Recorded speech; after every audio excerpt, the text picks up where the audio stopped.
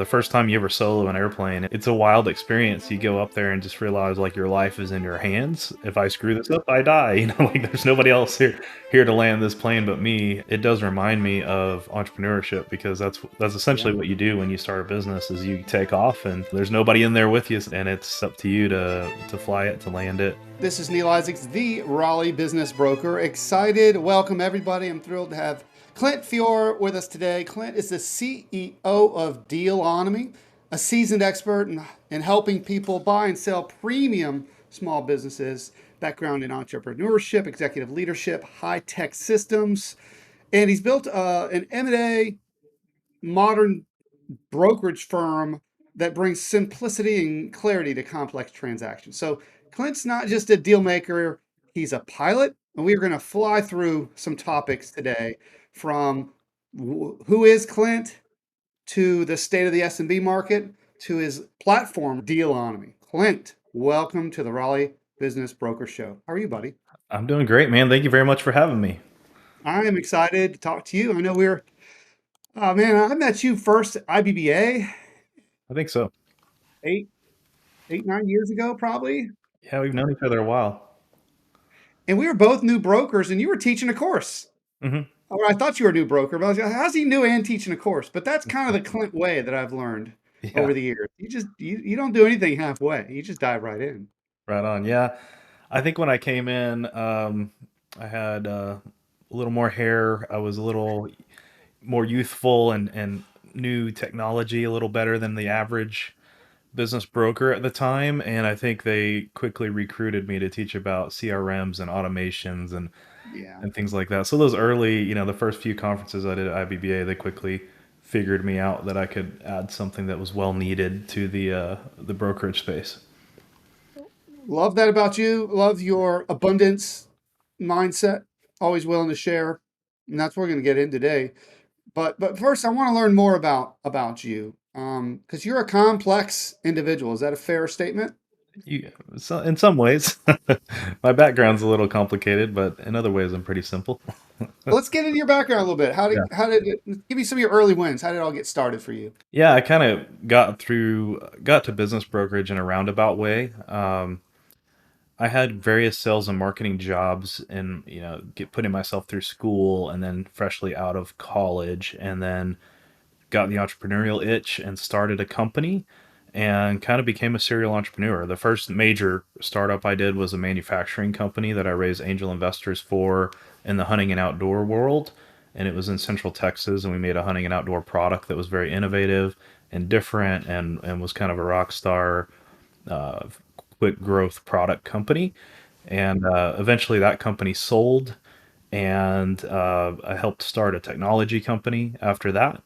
And then after riding a couple of these startup rocket ships, at some point I said, you know what, I need to find a company that I can just own and control, that can be mine, that can take care of my family. Because, the other thing about me is I'm married, I have 4 kids, and at the time, Yeah. we were having babies, and it's a little stressful to say the least, launching startups all the time. So I went looking for a business to buy that was already going, maybe a franchise or something simple that I could just own and Yeah. operate, just to take care of the family with some cash flow.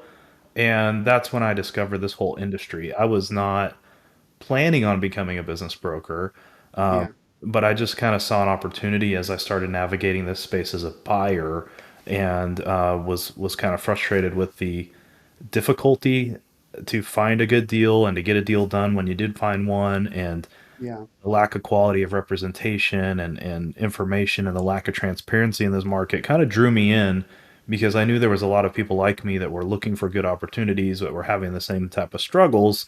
And so I decided to do one more startup and just get right into helping solve this problem for buyers. So for the past 10 years, that's been, my main thing is trying to make buying a business easier for people.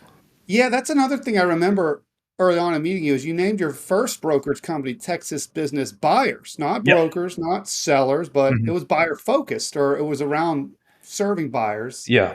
in some way. So you're always doing things a little bit differently. Hmm. You mentioned your children.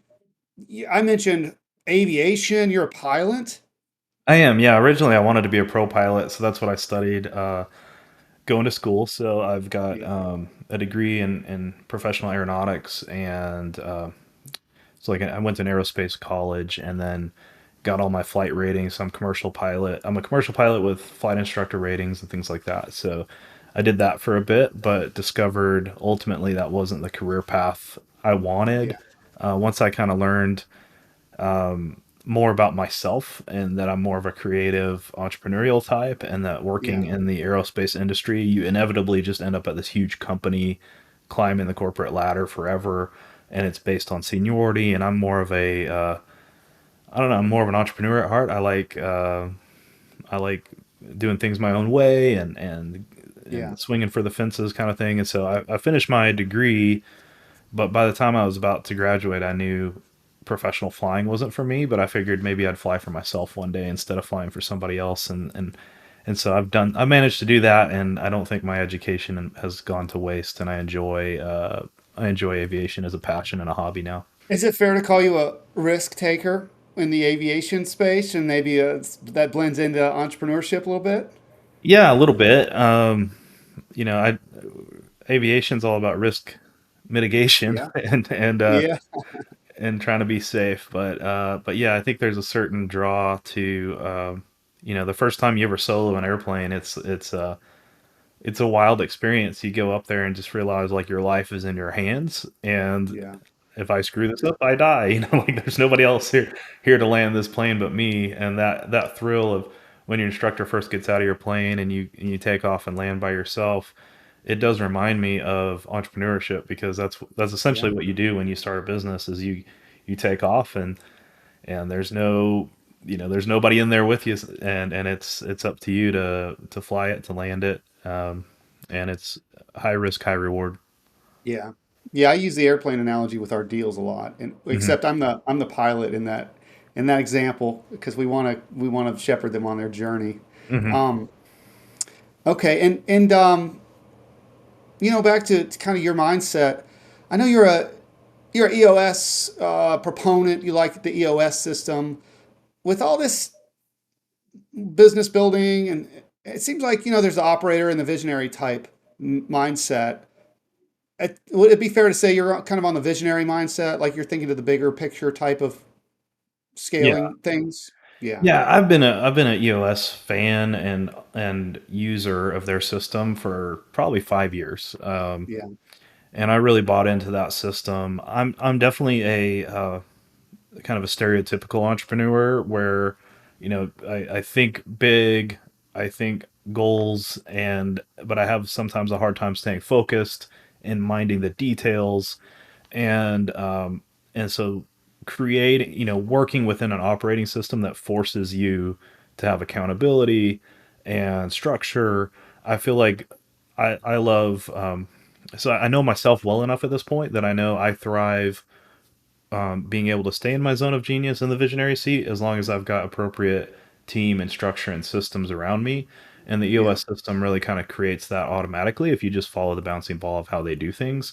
And yeah, so I'm a big fan of it. And right now I have a world class integrator that joined me last year named Jason, hmm, and so we kind of are a two-headed leadership team at the top of Dealonomy right now, and he's definitely the integrator type. So he's COO, and that allows me to do stuff like this, be on the show with you today, yeah, do a lot of the public facing stuff, which I like. I speak and teach and make content, and I still steward a few deals at a time usually, but my team does probably 80-90% of the deal work now yeah, in our pipeline.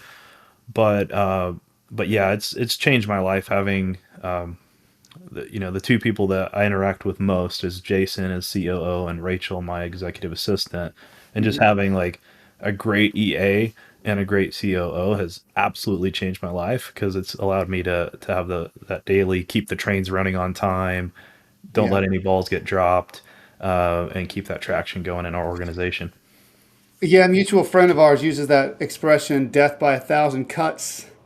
And that's what happens when you don't have those single points to drive a lot of the attention that's trying to be sucked away from us. Hmm. So that's great that you've been able to channel your energy in that way. And props on your content. Been noticing your LinkedIn video content Hmm. is looking sharp, and that's actually something I wanted to speak a little bit about is audience building. Specifically, what was Twitter when you started, now X, Hmm. and what you've done on these platforms of audience building. Tell me a little bit about your strategy. I know that you were retweeted by Elon Musk. Hmm. I heard you on one of my podcasts. I heard one of my podcasts tweet quoting you, talking about something you put out there around Southwest. Southwest Airlines. So you've got this reach now through social media. How does that fit into the bigger picture for you? Yeah, to me, it was this major, kind of like a cheat code or an unlock for me to be able to achieve my dreams at a greater scale. I naturally, um, it's funny. I feel like I'm more interesting on the internet than I am in person. I just like, I feel like I'm just a normal guy that's, nothing that special. But if you give me a few minutes to think of a few sentences, I can write something witty. I can usually, I can write okay. I can interview okay, and it just translates well in the one to many format of social media. Yeah. And once I kind of discovered this, I just leaned into it. And what I saw going on in all areas of business was this trend of subject matter experts that were good at communicating at scale through social media were leveraging that to build audiences and build credibility. And Yeah. then the the appropriate way to monetize or build a business around that would appear once you've done that. And Exhibit A, I think, in the SMB space is SMB Attorney, who's known as Eric Pacifici. He started Yes. SMB Law Group, but yeah, he started with just an anonymous account that was sharing on Twitter, and then eventually he unveiled his real name, and then eventually he left his big law firm and started his own law firm that just catered to the audience that he had built on Twitter. And now he's got probably the fastest growing law firm Yeah. in our industry, and I think they're doing more than $1 billion of transactions, and they're ranking nationally among these. But it really started with just his anonymous Twitter account that became what it is. And I feel like I saw what he was doing, and I tried to. I said, man, I think if that works for a lawyer, it could totally work for a broker, because I didn't see much brokers doing the same thing. Yeah. Twitter had lots of business buyers and people talking about M&A, but not very many brokers or people that were sell side out telling stories of how sellers think and how brokers think. So I just brought my A game, did my best to teach and share what I've learned along the way, and funny stories, and anything that would be valuable to the audience. And that, I feel like that really caught fire and allowed me to elevate my game and become an authority in the space and get me invited on podcasts and on stages. And then that kind of snowballed into an audience appeared. I didn't know what to do with it. And then Yeah. eventually that gave birth to me being able to raise money and do a whole new business model that I think now is going to scale nationally. But I think it needed that audience first for me to be able to Yeah. to raise the money I did and take the big home run swing that I did last year.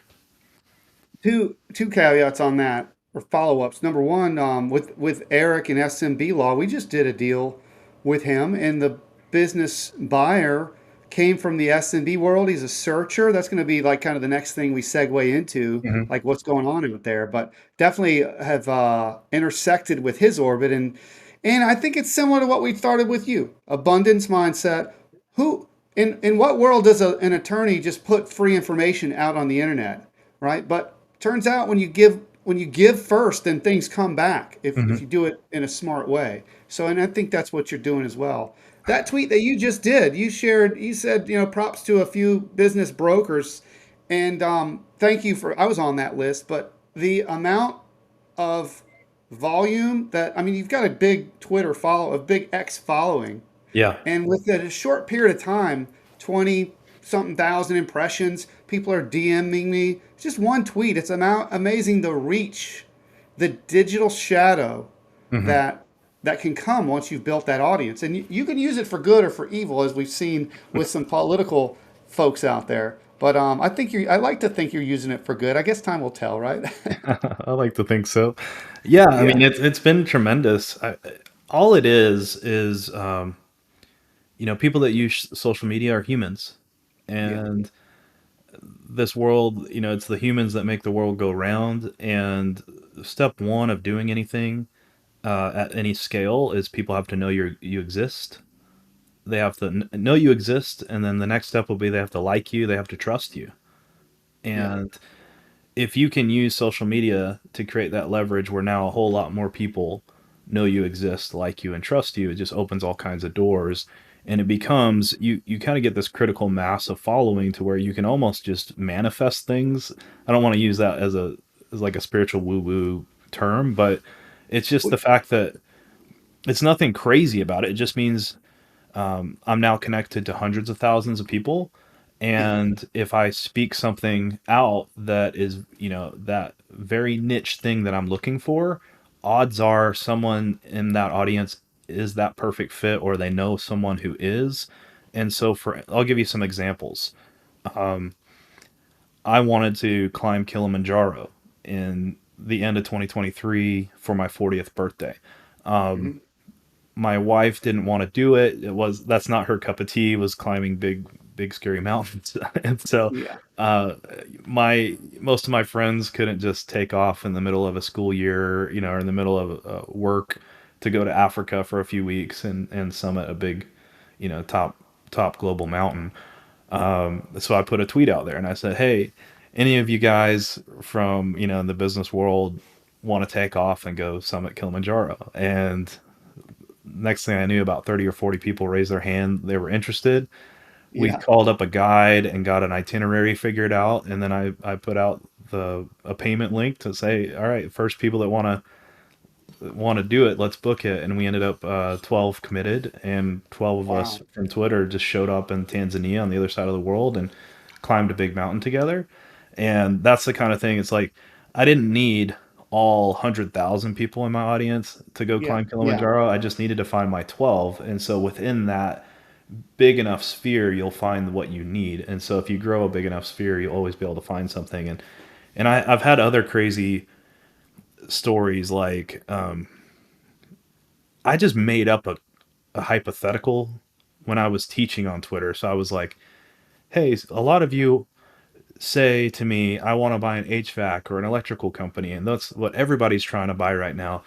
But some yeah, of the best businesses are random, super small niches that you've never even thought of before. Like, for instance, you may find a business that just does repair work on obsolete ejection seats from the Russian Air Force.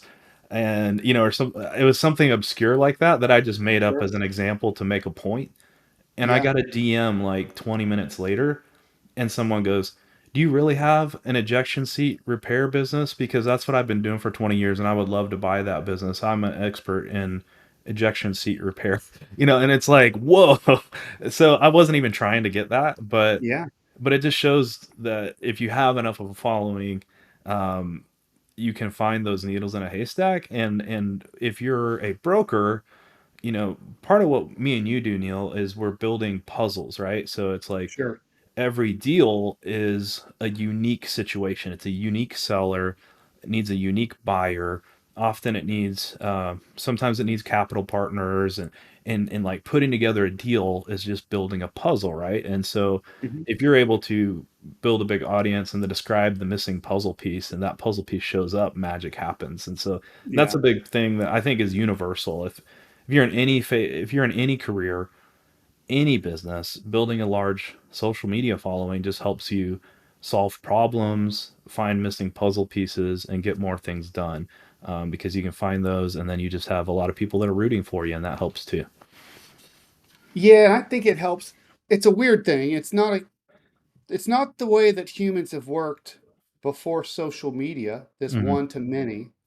But once you have that power for people like us that are in charge of sourcing buyers or just being matchmakers to be able to do it at scale, and to your point, to find that needle in a haystack, Hmm. it's a very strong ability to be able to have a large audience, I think You just humans have had, always done it.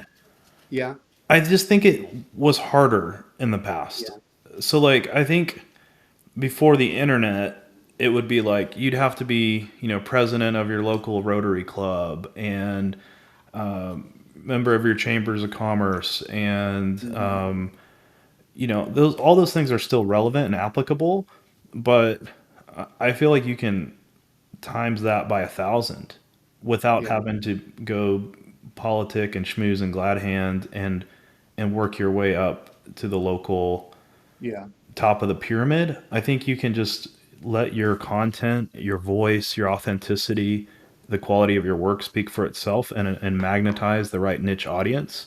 And so I just think I think humans have always, there's people have always put themselves kind of the one to many, everybody's go to so and so, but they use kind of civic organizations and Hmm, other, they became a deacon at their church, and they just did everything to like to where everybody knows them, everybody knows who they are. But now yeah. you can just be sitting at home with your iPhone and achieve that even greater. It's sped up so much faster, and the geography may be bigger as well. It doesn't matter Mm-hmm. where you are anymore. Mm-hmm. Um, Well, and by the program note, I'm interviewing a business broker King in an upcoming episode. I don't know if I just met Michael recently, but big on Instagram, and he credits a lot of his success to social media as well. Mm-hmm. So I'm looking forward to that. I just met him recently, but doing it totally his own way, but leveraging social again to help his clients and to find opportunities. So social media is still big. There's no doubt about it. And this channel, I love YouTube, and so this is just kind of where I feel at home.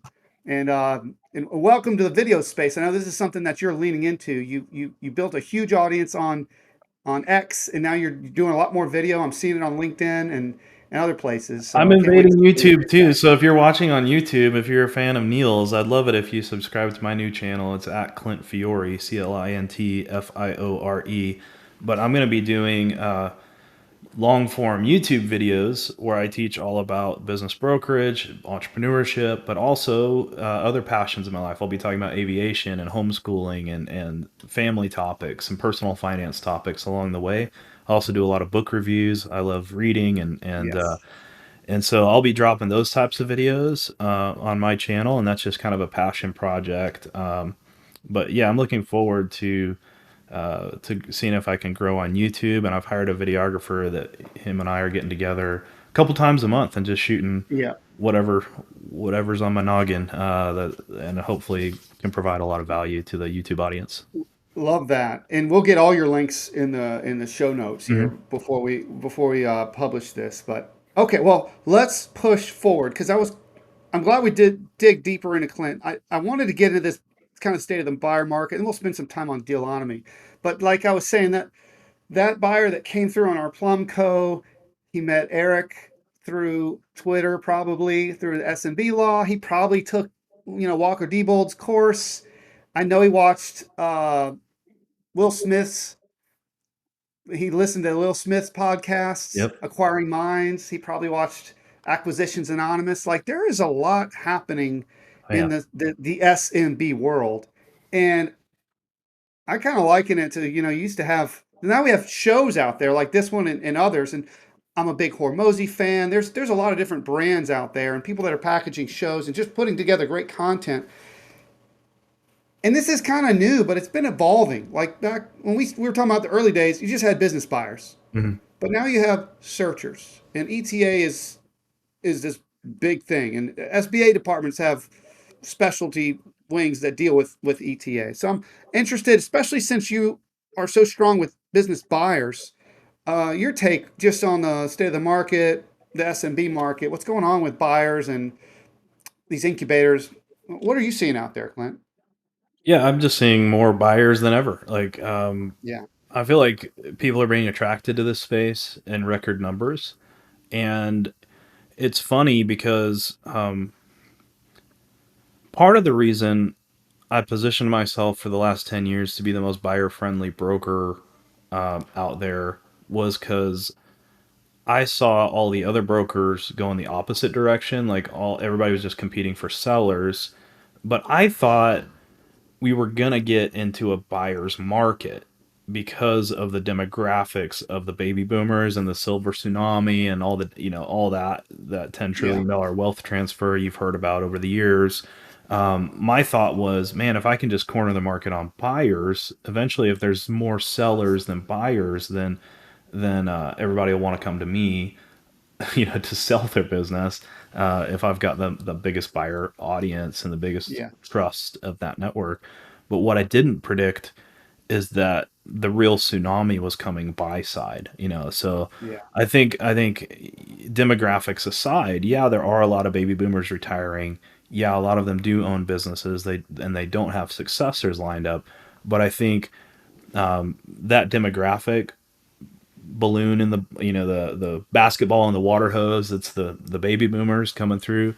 I think it's just being dwarfed by social media and all these other things that are attracting buyers to this space, because I think there's an even bigger mega trend of millennials and Gen Xers and now even Gen Zers coming up that are they're not really buying into this, get an education, get a job, career path thing that our parents maybe taught us, like and they're really realizing there's no such thing as job security anymore. Like they're getting into the gig economy. A lot of them are 1099ers and have multiple jobs, and that seems like a natural gateway. If you can work for yourself and be a gig person, then it's one small step to become a business Yeah. owner. And then you start thinking, man, wouldn't it be cool to have something that's not just trading my time for money, but that creates a little leverage of other people's time or other capital, and they start to learn about entrepreneurship. And those folks like the Hormozis and Cody Sanchez's and Walker Dybels are finding them on where they're at in their journey and preaching the right Yeah. message at the right time, and it's just catching on like wildfire. And so I think it's happening through social media, and I also think it's happening through the business schools. Mhm. The MBA programs, starting with Harvard and Stanford, really went all in on teaching this entrepreneurship through acquisition, and kind of That's the pioneered. ETA piece. Yeah. ETA Yes, entrepreneur. Yeah. yeah, and so I think you've got like business schools teaching this now, which they never used to do that, and social media teaching it, and it's creating this big influx of buyers coming into this space, and and it's kind of overwhelming. I think a lot of brokers, because we're just not used to that, and it's hard for us to filter through that because you get various levels of education and quality of buyers, and it can be a turnoff when you get somebody that's just starry-eyed dreamer that really doesn't have two nickels to rub together, and they saw some Instagram videos saying you can buy a business for zero down, and they call a broker and just get looked at, cross-eyed, because they're like, that's not how it works, buddy. Like, Yeah. and so, but I'm glad that there's people that are educating in this space and putting out quality content. So a lot of the people you just rattled off are putting out some really good stuff that's helping to get people further up the learning curve, and so they have more realistic expectations and are ready to transact and have their ducks more together. So like Walker Dybel's a great example. Like Yeah. his class, acquisition lab, like he's selective in who he takes in. He makes sure they're financially qualified. He teaches, and Walker's been a broker, and he Yeah. knows this stuff, and so I feel like he teaches them the real deal information, and they come out of there with their ducks in a row, ready to transact. And so it's actually Yeah. becomes a positive in my book if somebody reaches out to me and says they went through his course. I know that they're much more qualified than the typical person that just got attracted by social media. Yeah, yeah, and there's the full spectrum, like anything. There's Yeah. there's the strong ones, and then there's the quick make a buck type of. It's more marketing than actual quality out Mhm. there. It's like that in every industry. But the other thing you said earlier about we talked. This is about risk. It's becoming about risk. Is Yeah. how it's a lower bar to be a business owner now, and I think that the risk of working at IBM for 40 years and getting your silver watch, that risk that doesn't happen as much. So that just makes I'm seeing this from business buyers also. Like it's not safe to have a W-2 anymore. No. Comparatively, entrepreneurship is lower risk. as people Yeah, I change mean, jobs really, all it's like there isn't a lot of easy paths anymore. You know, the time. it's like pick your hard kind of thing. Like Yeah. the career paths out there that are lucrative are hard, Yeah. and they're not sure things, and they're getting disrupted left and right by globalization, by Hmm. artificial intelligence. I mean, there's all kinds of disruptive forces wreaking havoc on the W-2 job market structure. And there's still ways to get rich as a W-2, but they're hard. And you know, Yeah. like it's a hard path. And so if it's going to be hard anyways, I feel like entrepreneurship has this combination of you can make good money, but you also get equity and you also get upside that W2 doesn't provide. And being able to, if you succeed and really build something, you can create an asset out of thin air. And that's what me and you do, Neil, is like our sellers. They're mostly self-made people that they Hmm. started with a dream and an idea and usually not a lot of money. And they just did good work. They provided a valuable product or service. And then they started building systems around it. And the next thing you know, they got into this just to try to make a living for themselves, and then they've got a multi-million-dollar asset that we're able to help them transact on and turn into real cash when that time comes. And we've seen that story hundreds of times between Yeah. us, and so we know that's real. And I feel like this young generation, the younger generations coming up, are primed for it, and I'm just bullish on entrepreneurship. I think, Yeah. and there's all these other factors like inflation's a real B right now. You know, like Yeah. it's hard for your career salary to keep up with inflationary pressures. Um, Yeah. but if you own a business, you're not on salary. Like you can adjust your prices, you can surf on it is how I would describe it. So if that tide's rising, you can raise, you know, and that's what happens is everything gets more expensive. But your products and service can get more expensive with it, and you can maintain that earnings power by being able to surf on inflation, which is not as easy to do that in W two. No. Yeah, during COVID, I saw the ones who raised their prices were the ones that made it, and the ones that said, "I don't want to pass this on to my customers." They didn't. But Hmm. well, so I like what you said about the tsunami of buyers. We hear a lot about the silver tsunami, the tsunami of buyers. That's a good phrase as well. But there's also kind of a tsunami of brokers. I'm seeing more and more business intermediaries, and we just had our IBBA conference. Nearly 1,000 brokers showed up. IBBA members are at record levels, which is a good thing. People are getting education and getting the best, rubbing shoulders with the best in class to learn how to be better intermediaries. There's more. And entrepreneurship is on the rise. There's more businesses, there's more buyers, there's more brokers. This kind of leads to the dealonomy piece, right? Hmm. Um, you're doing it a little bit differently. So let's get into where did this ideal of dealonomy start? Where did it all begin with dealonomy?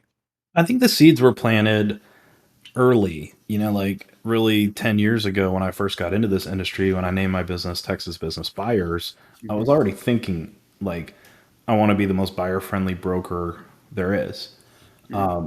But I listened to a lot of experienced brokers, and they all told me, yeah, but you got to go sell side, like, because buyers will waste all your time, and it's hard to make money if you're a buy side firm. Yeah. And so I ended up doing that. Like I listened to the wisdom of the experienced brokers that came before me, and I built Texas Business Buyers to be a sell side firm, but just a buyer friendly one. You know, it's kind of Yeah. what I did. But we were still like engaging with sellers and making the typical broker commissions at sale from being paid out of the seller's proceeds.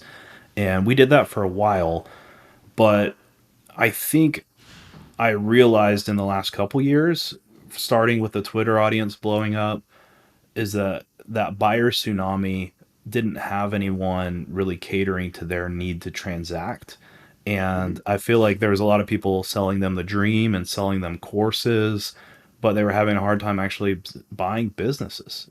And and so I think through my success on social media and then some serendipitous meetings. So I met another guy named Marshall Hatfield who he had actually had the name Dealonomy already purchased, and he was doing a startup by that name with his idea was just going to be to sell leads to business brokers and to business buyers because he was a marketer that was more of a lead generation guy. Hmm. And I had this kind of bigger idea once we got together to talk. I just took a meeting with him, thinking we were going to chat for about 30 minutes. And about 2 hours later, we're still on the phone. And I said, it's awesome that you can create this large amount of seller leads, but I have a huge amount of buyer audience that I can't find enough deals to feed them. And so Hmm. why not, instead of selling leads, why don't we join forces and we just work the leads and build a super national brokerage that can match them up to a large buyer audience.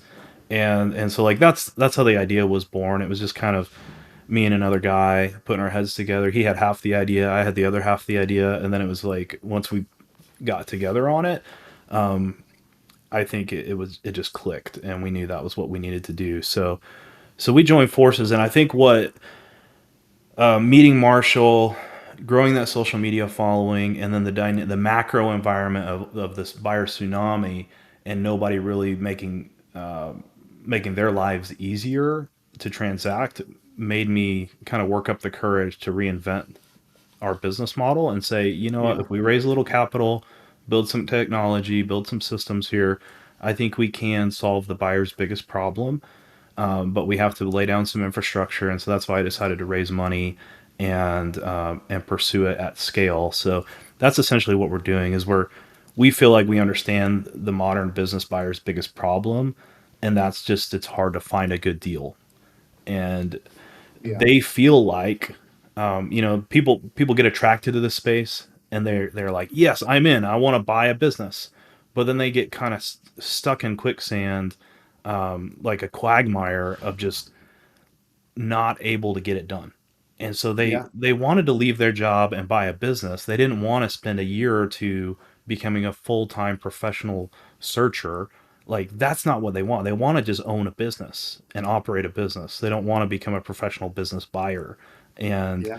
and so can we make it easy for them to find a good deal and to get it done when they do find it? Like that's the question. And so what I'm imagining is Dealonomy is basically for that buyer is I've been using the metaphor of when you're looking to buy a business, it feels like you're looking for a needle in a haystack. Everybody's heard that Yeah. analogy, and it's true. Like it does feel like There's a lot you're of junk out yeah, there it's for a sure. huge pile of hay, and you're just looking for a little needle inside of it, and it takes forever Could to be a find. pile of poop. Yeah, yeah, exactly.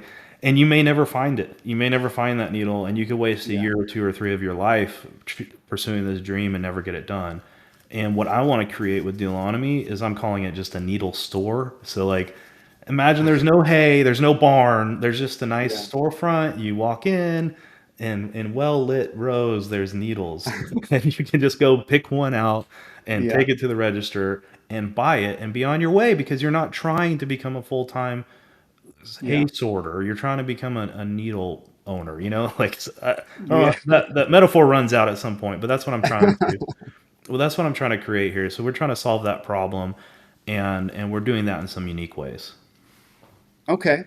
And you mentioned that you raised equity. So what have you sacrificed in order to get you opened many businesses, but this is not you don't control. We talked about controlling your Yeah. destiny. You don't control this 100%. Or tell me more about the cap table on Dealonomy. Yeah, it was a huge decision. I've raised angel investment twice before, but it was when I was Mhm. much younger. So it's been over 10 years since I've raised money. And for over a decade, I've been raising my family, owning a company I own 100% of, and I didn't answer to anyone. And but yet I kind of reached this inflection point when I met Marshall and I built this audience and I didn't have a way to monetize it, but I had this bigger dream to kind of be a disruptor and innovator in this industry. But I realized the only way I was going to get from A to B was raising capital because I needed to build some technology that was expensive and I needed to bring in some partners. Like I needed to have the COO of Jason. He was my dream pick up there. I needed to have a CTO that was great. That was a great engineer to help bring the technology side of this to life.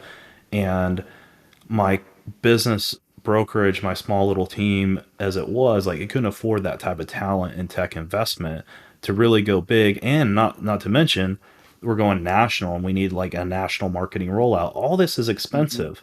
It's but I believed it would work. And I kind of had this fork in the road about a little over a year ago where I was like, okay. And I had to take my wife out to dinner and talk it through with her. And thankfully, she's been always my number one supporter and cheerleader because I kind of laid out, hey, there's two paths, honey. And what I was looking at is I'm either going to stay on the path of being a sell side broker with a small team that makes good money, answers to no one, but then I was going to add in EOS implementing Yeah. because I enjoy that. That's a passion of mine. And that was going to make me hundreds of thousands of more dollars a year doing something fun I enjoyed. And all of that was I own and control 100%, make great money, take care of our family. We live a comfortable life. Or there's an opportunity here to Hmm. really try to disrupt this whole industry and build something that scales and that could be, I'm talking like build a company that's worth 9 or 10 figures, which what I'm building over here with my small sell side firm and EOS implementing was never going to be worth more than, a couple $1 million Hmm. at most. And I just had to kind of like talk to my wife. I had to pray about it. And then the other thing I do is I had to talk to my 80-year-old self and my 8-year-old self. Okay. And this is like another That's a mosey thing too, talking to your 80-year-old self. yeah. And so I don't know where I heard that. It might have been I don't know Alex. about the 8-year-old self, but Yeah, but it's a great thought exercise it is when is. you're facing a big decision like that, go talk to your 80-year-old self. Imagine yourself at 80 and tell yourself about the decision you have to make Yeah. and then ask what you should do. And you'll be surprised how clear sometimes that answer comes into focus. And what my wife realized and what I realized was like when I get to the end of my life, the biggest thing I'm going to regret is those moments where I could have gone for it and I wussed out, and I backed off. And so for me, it was, once I had those conversations with my wife and God and my old self and my young self of what should I do here, guys, it was like all arrows were saying, yes, go for it. And it's, I just reviewed on my YouTube channel the book Thinking in Bets by Annie Duke. Hmm. I love that book too because she talks about life is like poker. Life isn't like chess, where chess is very kind of predictable. Like if you're, Calculating. yeah, if you're a better level of chess than me, like I can almost never beat you. Like Yeah. you're just gonna win every time. But I could beat you at poker. Like even if you're a better poker player, because there's much more element of luck involved, Yeah. and making a quality decision.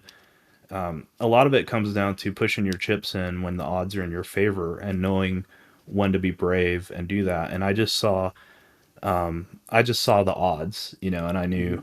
with the audience I had built, the supporters that would back me on it, the partners I could bring in on it, the ripeness of this marketplace. I just saw all the things. I'm like, green light, green light, green light, green light. And it doesn't mean it's in the bag. You can still get a bad beat, right? Like you can still lose, Yeah.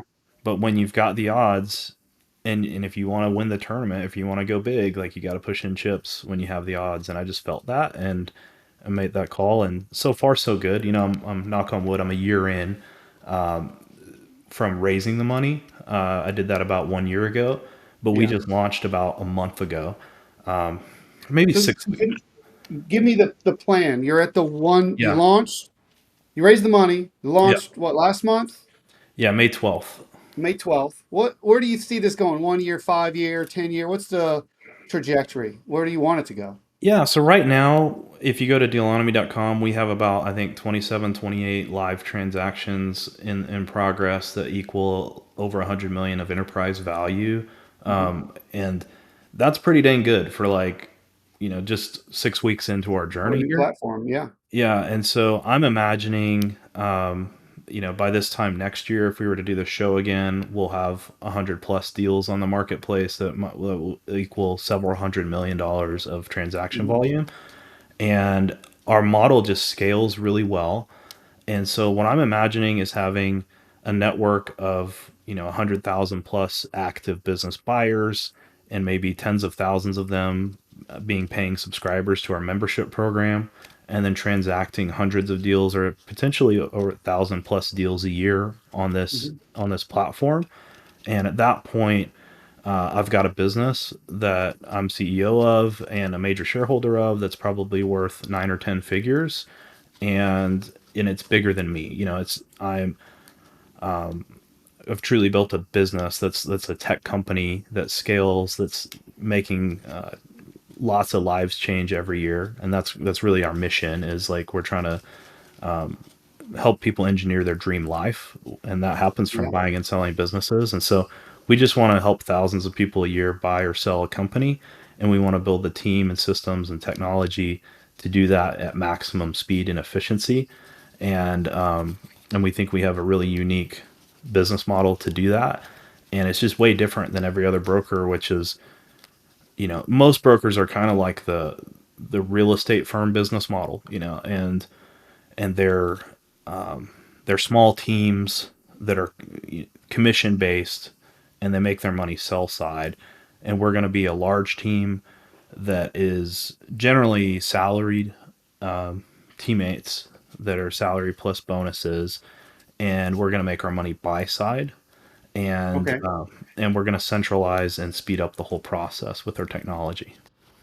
And so we're getting to the evolution. We're getting back to the evolution of Clint now, because we talked about Clint as a broker. Now we're Mhm. talking about Clint as a CEO of a software company, right? Yeah. And you've empowered your team here. In this situation, who does the firm represent? Are they representing buyers? Are they representing sellers? We're an intermediary firm, so we that just means we source every seller and we vet every deal. So we market directly to sellers. We value their companies up front. We'll tell them the range we think their business will trade in. So we don't put asking prices on our company. We let the buyers set the price in a bidding environment. But we're great at valuations, and so we'll tell you, hey, we looked at this every which way. We think you're not going to get any more than $3 million for this company, but you're probably going to get at least 2.3.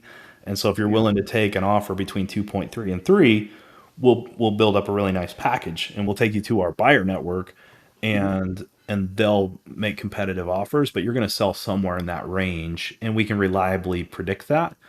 And then our pitch to sellers is, we're the only place that will do that for you in a professional manner, and then we won't charge you for that. So that's our big difference in our business model. Yeah. Is we're 0% commission to sellers, and we guarantee we'll bring you an offer in that price range in 90 days or less. And if we don't, I'll give you $10,000. And so we're the only brokers that'll sell your business for free, that has a guarantee on it. And that's out of the Hormozy playbook for sure. That's just our Yeah. $100 million offer. Yeah. 100 million. Yeah. Yeah. Yeah, and then how we make our money is, our buyers are paying us. So it's free to join Dealonomy, but there's an optional paid membership, which is Right. 99 a month if you go monthly on it, and that gives you some advantages on the platform. The biggest one is when we launch a new deal, the first 10 days, the premium paying members get early access. And Hmm. then at day 11, it goes live to the entire network, which is a much bigger network of buyers. So if you're a serious buyer and you want to be first to the draw, it makes sense to join and get that membership. But there's a bunch of other perks of membership that go along with that. And then we also have a small success fee when you close and buy a business. You pay you tip your dealer. Basically, you pay a fee to Dealonomy at closing, and that's how we make our money. And that's what allows us to make, this irresistible pitch to sellers, that we're the only place you can sell your business for free in a Yeah. competitive environment with professional representation. But yeah, officially, legally, we don't represent either side. Our documents say we're not a fiduciary to you, we're not a fiduciary to you. We just are a platform that's providing the environment for this deal to take place, and we're helping facilitate this transaction. So we advise the buyer, we advise the seller, and we help facilitate the transaction. But Mhm. that's what we do, is we just do it in a spirit of transparency. We put all the cards on the table, put all the information out there, and then we lead a competitive bidding process. And ultimately, even though the buyer's paying us, we're pretty aligned with the seller as well, because we get a small percentage at closing. So the higher the deal trades, the more money we make. So Mhm. so they like that as well. So that's the setup that we Okay. have. What excites you most about Dealonomy? What gets you really jazzed about this? I just like being different. Like I Yeah. like that our pitch is so differentiated. I like that it's solving a real problem for real people. Like I think our model, it's really it's taking the biggest problems of the seller, which is like, I don't know if this is even going to happen or not. I don't know how long this is going to take. I don't want to pay all this. And a lot of times people avoid brokers because they're expensive, and they're like, they get hit up by buyers all the time. So they think, do I even need a broker? I got buyers calling me every day, but I've never done this before. I really kind of wish I had help. And we can kind of solve all that by saying, hey, we'll make sure you can lay your head on your pillow at the end of the day and know that you got max value, because we're going to get you maximum interest from multiple parties and get a bidding environment. And then you're not even going to have to pay us for that. And then we're going to tell you up front what it's going to sell for. We're going to guarantee it. And so it's like this breath of fresh air. The first 70 something year old seller I pitched on it, he had talked to a few other brokers, Yeah. and it took him a minute because it's so different than they're used to, Yeah. that he kept saying, but what's the catch? Like, but how do you get paid? And I'll, and what do you really charge? And I'm like, I don't charge you anything. Like, the buyers pay us in this way and that way. And once he finally got it, he goes, man, You're the shiny needle. he I said, need yeah, you he for said, my this needle feels store. like manna from heaven for sellers. Yeah. So that was his quote. and, Well, and yeah, that's how it feels for them. But for buyers, I mean, yeah, you're paying us a little money, but what's your life worth? What's your time worth? Like, yeah. if I can save you a year or two of full time searching and sorting through the pile of hay, and just go in and find something and get it done so you can move on, is that worth it? Like, that's worth it for them too. And so that's what excites me, is I feel like it's a win win for both sides. It's solving their biggest pain points, and in a way that's a win win for us at the same time. We're running out of time here. I want to give you a chance to share how people can find you. We end the show with a funny question because I'm a former marine biologist like George from Seinfeld. And so I always like to ask people, what's your favorite fish? That's a no brainer, Neil. My favorite fish is a whale shark. In fact, I just filmed a video explaining what a whale shark is, and it should be dropping on my YouTube channel within the next week or two. So by the time this airs, you should be able to find it at my YouTube. But a whale shark is, first off, an awesome animal. Like, I Yeah. think they are so cool, but I also think they're a metaphor. And I've been trying to coin the term whale shark into the business vernacular. And I view a whale shark as a combination of investor, which are commonly referred to as whales.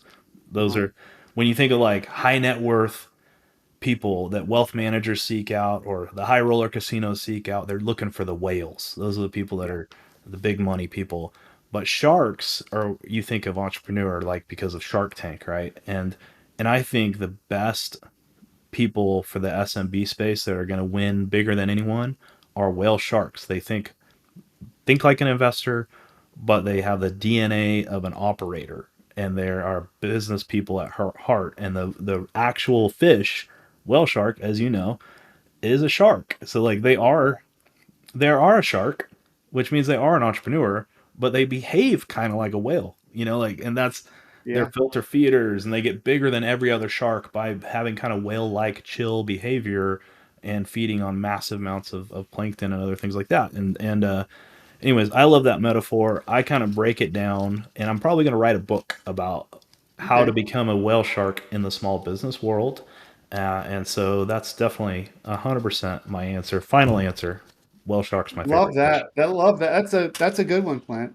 All Yeah. right. Well, we're out of time. Share with the people, and we'll put it in the show notes. But if someone wanted to get more of you, where should they look?